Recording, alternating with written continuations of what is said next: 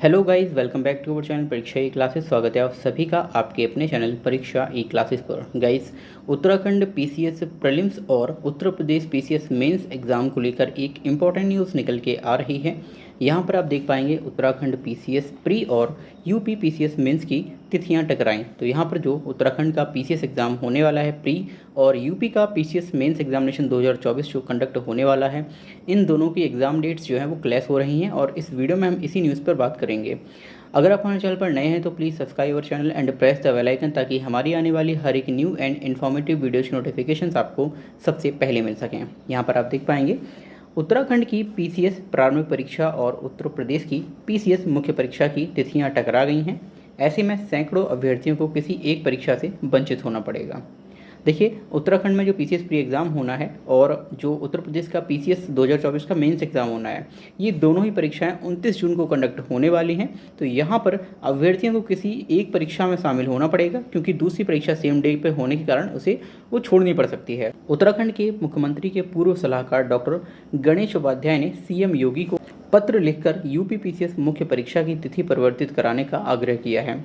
देखिए, उत्तराखंड की पीसीएस प्रारंभिक परीक्षा 29 जून को प्रस्तावित है।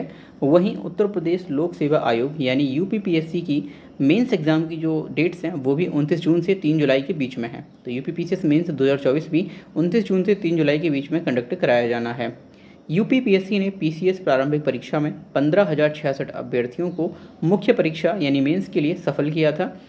हालांकि बाद में विभिन्न कारणों से 259 अभ्यर्थियों के मुख्य परीक्षा के आवेदन जो हैं वो निरस्त कर दिए थे। तो लगभग 260 अभ्यर्थी यहाँ पर और कम हो गए।